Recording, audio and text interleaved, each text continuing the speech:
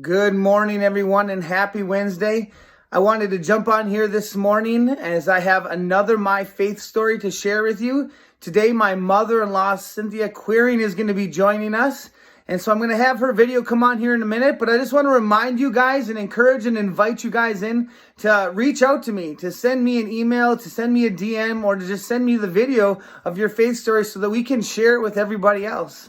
So I hope you guys have a wonderful day, and I hope you enjoy this faith story from my mother-in-law. We'll see you later. Hello, my name is Cindy Quiring, and I am Thor Kurtz's mother-in-law. He encouraged me several days ago to consider recording my faith story, and so I decided today that I would go for it.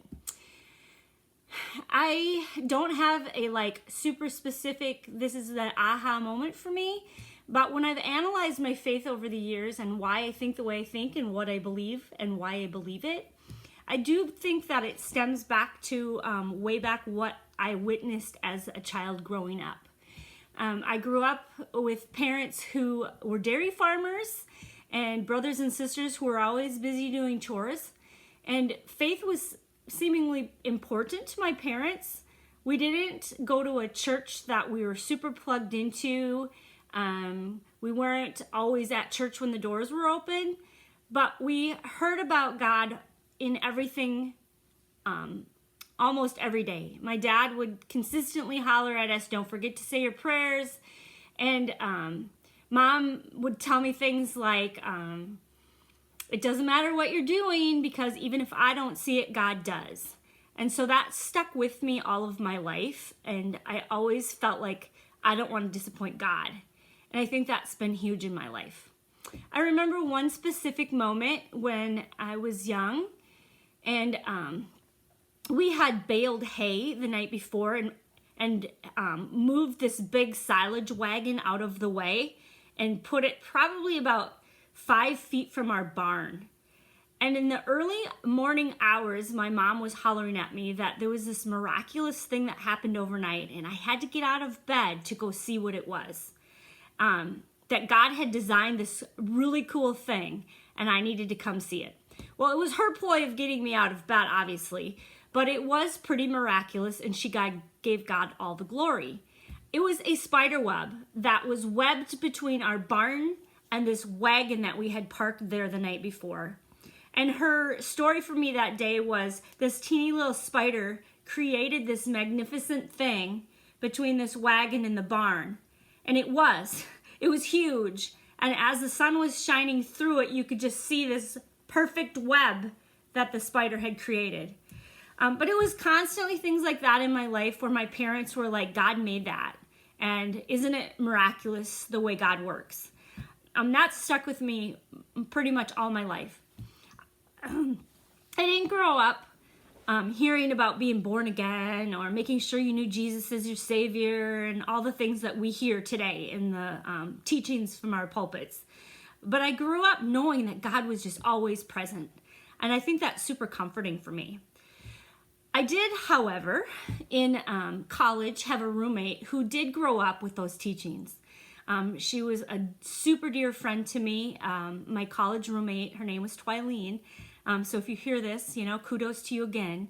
But she was going to make sure that I knew where I was going when I died.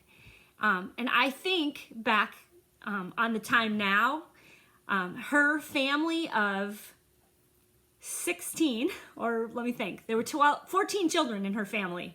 And I think that I was their mission and they were going to pray me into the kingdom. And I think that's pretty cool too.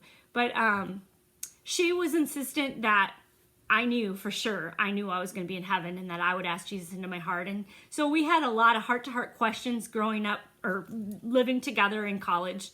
And I remember one specific night, it was pretty powerful for me, where she just said, "Cindy, you just have to know and you just have to ask him into your heart." And I did right there with her. I don't know now. I struggle with this so much because I've believed so strongly in who Jesus was. Where I stood in the kingdom prior to that moment, but I know it was impactful for me, and I know that was a point in my life where I desired him more. It didn't happen immediately, but as I grew and started raising my own children, my desire to be in the Word and learn more about who God was became stronger in my life. I took multiple missions trips with my children as chaperones, and Reynosa, Mexico was one that was really powerful for me. The teaching at that moment was to get up and spend time with Jesus for an hour in the very early hours of the morning. And I did that 3 different times where we would walk in a circle and pray. And that really took my faith and my relationship with Jesus to a new level. The power of prayer became very, very real. And so to this day, I believe that we have the best weapon in the world right within our own circle through just our connection with Jesus and prayer.